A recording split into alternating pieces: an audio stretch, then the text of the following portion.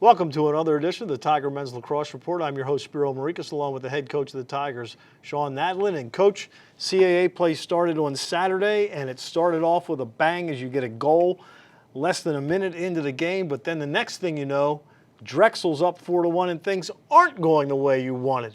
What happened, and how did you turn it around? I don't know if we were fully prepared to play in regards to our focus and our energy. I felt like we weren't as playing as intensely as we've shown that we can play, or with that much pace. We knew it was going to be a challenge against those guys always, and you kind of have that feeling out period early on in games, that first quarter. So we didn't play with that intensity and energy early on. Drexel took advantage of it. We weren't playing well defensively. I didn't think we were doing a good job with our game plan. So it was, we found ourselves in a hole quickly and needed to snap out of it. And you did, because you went into halftime with a 2-goal lead. Then Drexel comes back, game's 11-11, and then you guys go on a 5-0 run to end the ball game and win 16-11. Always tough to go up to Philadelphia and win. And Glenn Smith made this comment before the game and during the game that turf is a little different than most of the turfs you play on these days, and the ball tends to run out a lot more. Seems like always a quicker game up at Drexel. Yeah, that's the issue, or I don't want to say issue, but the challenge that happens when you play on the road. You got to get out there. You got to recognize the environment's going to be different. The sight lines for goalies, how they're seeing the ball is going to be different.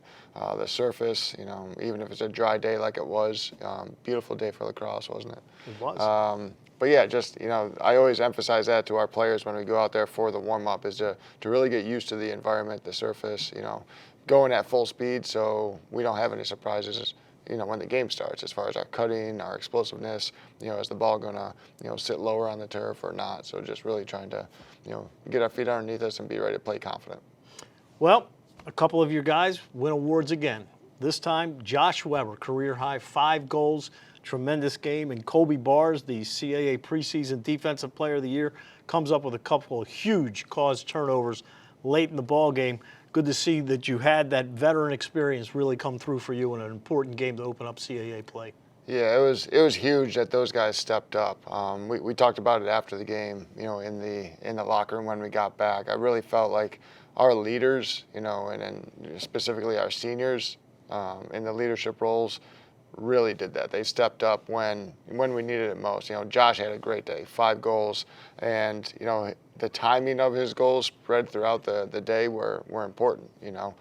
Colby, as you mentioned, a couple of really key turnovers in that fourth quarter to allow us to really get that spread and get the ball back.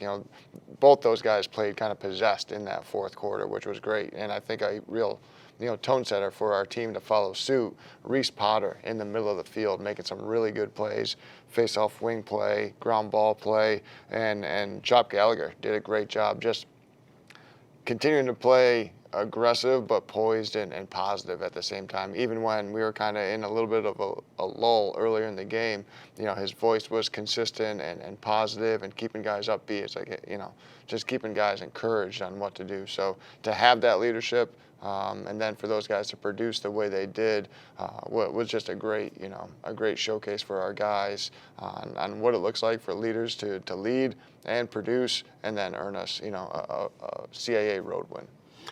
Well, you get a chance for another CAA road win this week as you head up to Connecticut to take on the Fairfield Stags, a team that's 4-4. They got a big victory on Saturday, beating Hofstra at home, 12-11, led by Bryce Ford. And this week they also had the CAA Freshman of the Week in Keegan Lynch. So they've got a team that has shown some firepower this year. Yeah, they got a little bit of a veteran group, even though they got some younger guys in spots with Lynch. But they're going to lean on those guys, and those guys have been a part of some big games, some tough games, and know what it takes to find success. Battling in the CAA, they've always done that. So it's a fun atmosphere to play in. They always got a pretty good crowd, a rowdy group up there, and they're a tough team.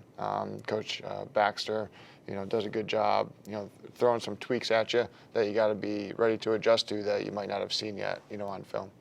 One area they've been very good is extra mans. They're almost 53% on the season, so guys got to be a little, leery of the officials here.